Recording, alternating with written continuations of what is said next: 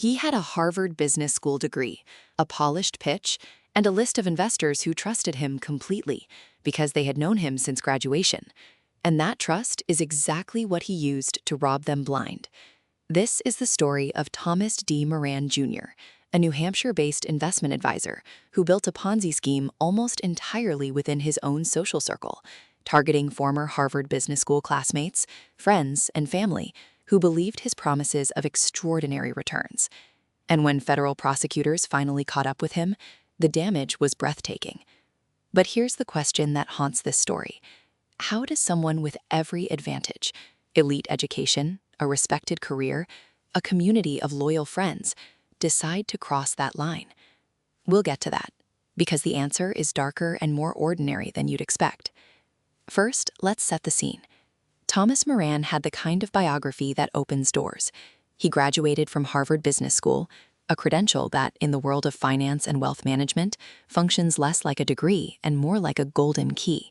It signals intelligence. It signals discipline. It signals that this person has been vetted by one of the most demanding institutions in the world.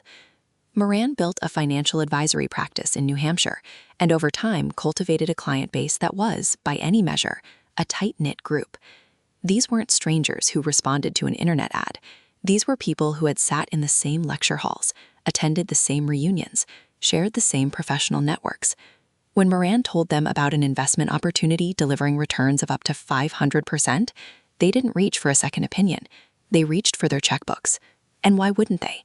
This was a man they knew. Now here's where the mechanics matter, and I promise, this part is simpler than it sounds. A Ponzi scheme works like a mirage.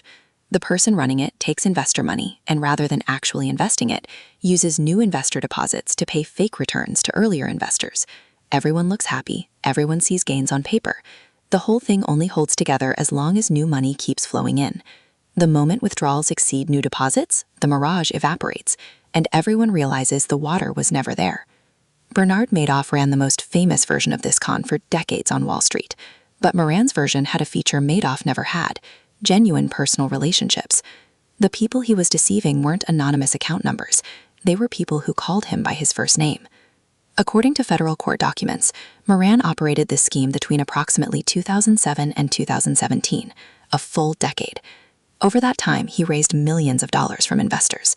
He fabricated account statements, he invented returns that didn't exist, and he used the money for personal expenses, including living costs that far exceeded anything his legitimate business could have supported. Stop and think about what that means for a moment. For 10 years, his former classmates were opening statements, seeing impressive numbers, and feeling grateful that their old friend had given them access to something special. They weren't being protected by their relationship with him. That relationship was the weapon. Now, here's the open question I promised to come back to. What was Moran actually doing with the money? And when investigators finally pulled the curtain back, what did they find? In 2018, Thomas Moran Jr. was indicted on federal charges, including wire fraud and investment advisor fraud. The indictment described a scheme in which Moran told clients he was investing in various funds and strategies, when in reality, little to none of their money was being invested as promised. Some funds he claimed to invest in either didn't exist in the way he described, or client funds were simply not placed there at all. He was using the money to pay earlier investors, the classic Ponzi cycle, and to fund his own lifestyle.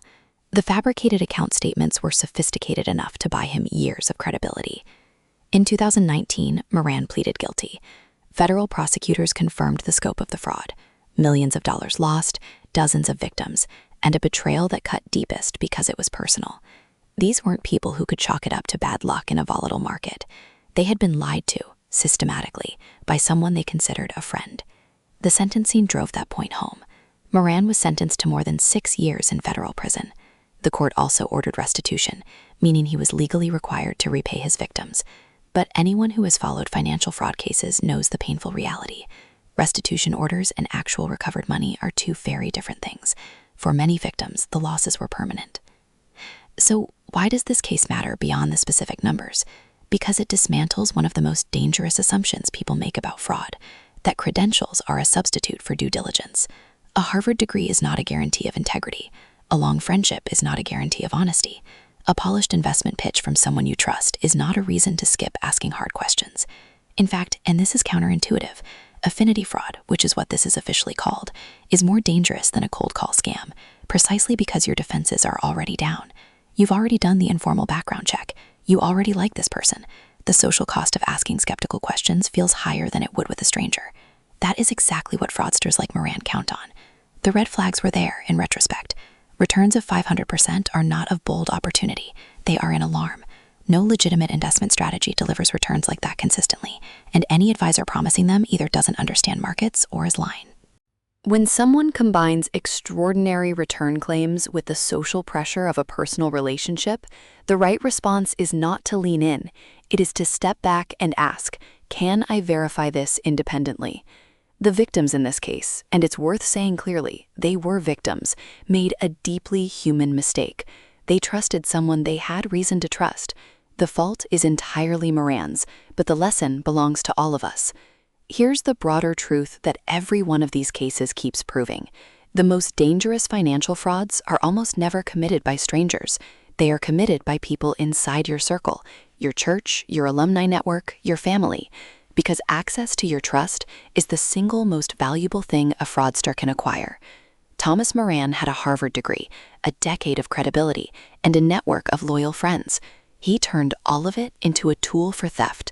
And when the scheme finally collapsed, the people who paid the price were the ones who had believed in him the longest. If this story made you feel something, good. It should. Because financial fraud isn't an abstraction. It's someone's retirement, someone's college fund, someone's sense of security, handed over in good faith and never returned. If you want to keep following stories like this one, cases where trust became the weapon, subscribe to this channel. Every week, we go inside the financial frauds, market crashes, and corporate collapses that shaped our world. And before you go, I want to ask you something in the comments. Have you ever been in a situation where a personal relationship made you less skeptical of a financial decision? Because the answer might surprise you.